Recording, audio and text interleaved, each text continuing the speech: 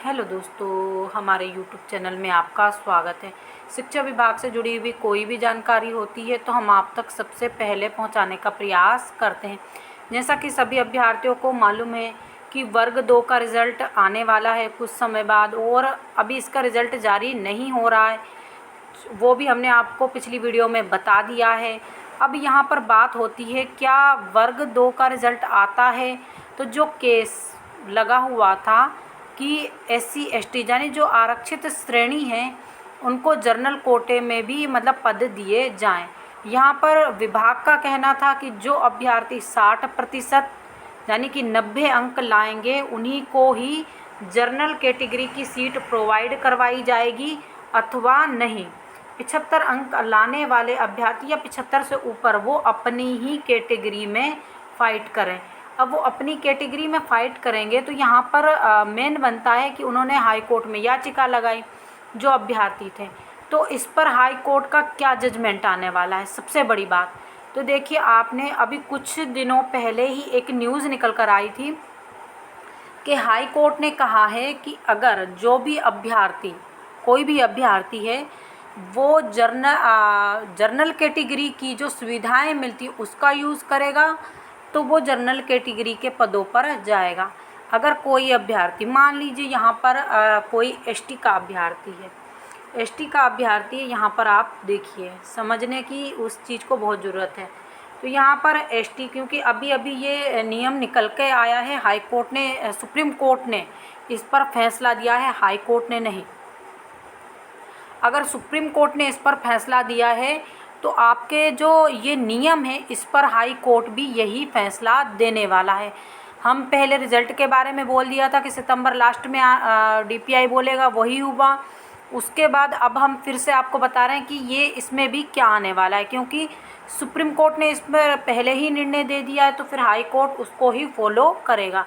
देखिए, मान लीजिए कोई अभ्यर्थी है, ST का है, उसने जब आवेदन किया तो शुल्क, जो आवेदन शुल्क भरा वो किस चीज़ का भरा, वो आवेदन शुल्क उसने भरा है 250 जाने की आवेदन शुल्क, और बाकी जो ट्रांजेक्शन चार्ज जो भी रहता है बाकी सब मिला के 300-350 पेमेंट हो जाती है फॉर्म भरने की। तो उसने फ़ीस किस कैटेगरी की भरी, ST की। दूसरी बात, आयु सीमा में छूट ली। मान लीजिए छोटी उम्र के अभ्यर्थी नहीं लेते, बड़ी उम्र के अभ्यर्थियों को, लेकिन बाकी ST के लिए छूट तो रहती है ना 5 वर्ष की, तो 5 वर्ष की छूट का लाभ आपको दिया गया। दूसरी बात, आप पात्रता परीक्षा में कितने अंकों से पास हुए, 75 से ऊपर के अंकों और 90 के नीचे के अंकों से। जब आपने ST की जितनी भी छूट और जो उनको आरक्षित श्रेणी को छूट दी जाती है उन सभी का लाभ लिया तो फिर आप जनरल कैटेगरी में काउंट नहीं हो सकते। ऐसा सुप्रीम कोर्ट की गाइडलाइन में आया है और सुप्रीम कोर्ट ने ऐसा एक फ़ैसला सुनाया है। तो जो हाई कोर्ट है वो भी इसी को फॉलो करेगा, यानी जो DPI है उसके पक्ष में ही ये फैसला जाने वाला है। तो जो DPI ने रूल्स बनाया वो ही रूल्स रहेगा। बाकी आने वाले समय में ये देखा जाएगा किस रूल्स के अकॉर्डिंग जो है आपका रिज़ल्ट जारी किया जाएगा। तो ये आने वाले वीडियो में ही हम आपको बताएंगे, अभी इस पर कुछ भी चर्चा नहीं करेंगे।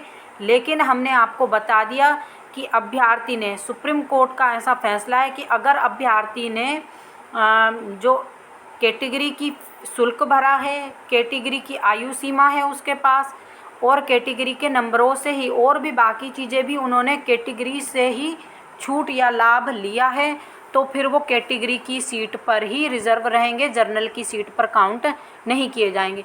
तो ये हाई कोर्ट का फैसला आने वाला है और बहुत जल्द आने वाला है, और ये DPI के पक्ष में ही जाएगा। तो इसी प्रकार की जानकारी के लिए हमारे साथ बने रहिए। जो लोग हमारे चैनल पर पहली बार विजिट कर रहे हैं प्लीज़ चैनल को सब्सक्राइब कर लीजिए, और आप कहें, आपके जैसे कमेंट आएंगे और कुछ चीज़ समझ में नहीं आए तो आप कमेंट कर दीजिएगा, हम उस पर वीडियो बनाएंगे।